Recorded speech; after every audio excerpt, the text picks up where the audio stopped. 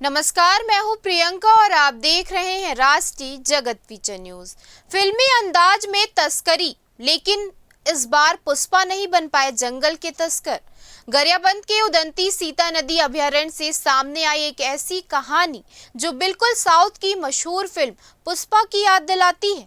तस्करी करने वाले तस्कर उदंती सीता नदी की तेज धार से बहते पानी में अभयारण्य इलाके से कीमती सागौन की लकड़ी को काटकर लगातार तस्करी कर रहे थे। देखिए इस रिपोर्ट में। सागौन की इमारती लकड़ियों की तस्करी करने वाले गिरोह ने फिल्मी स्टाइल में नदी की तेज धार को रास्ता बना लिया। तस्कर अभयारण्य इलाके से सागौन के पेड़ काटकर उन्हें उदंती सीता नदी के तेज बहाव में बहाकर उड़ीसा की सीमा पार भेज रहे थे, लेकिन इस बार अभयारण्य प्रशासन ने रचा प्लान और खेल बिगड़ गया। तस्करों का सूचना मिलते ही टीम मौके पर पहुंची और तस्कर लकड़ियां छोड़कर नदी में भाग खड़े हुए।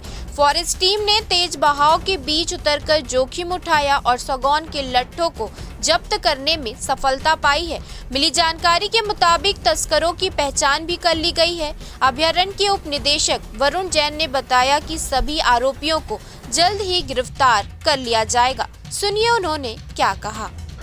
उदंती सीता नदी टाइगर रिजर्व अंतर्गत दक्षिण उदंती परिक्षेत्र कक्षरमांग जो कि उड़ीसा सीमा से लगा हुआ है, वहाँ पे हमारी टीम को जो है सूचना मिली थी, जो गश्ती टीम है, कि कुछ जो है सागौन के ठूंठ वहाँ 2 नग जो हैं पाए गए हैं और वहाँ पे कुछ लट्ठे भी पड़े थे, जिसका हमने एम्बुश लगाकर जो है रेकी करके आरोपियों को जो है पकड़ने की कोशिश की, जिसमें जो है 2 आरोपियों को जो है आइडेंटिफाई किया गया है उड़ीसा के। तो उन पे जो है कार्रवाई जारी रहेगी।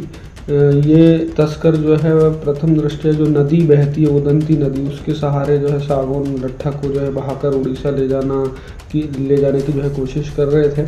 तो उसको हमारी टीम ने जो है लट्ठों को जो है जब्त किया है मौके पर जाकर। 3 दिन पहले की कार्रवाई है और अभी भी जो 2 आरोपी फरार है उसकी पतासाजी की जा रही है, जिसको जल्दी जो है हम गिरफ्त में लेंगे।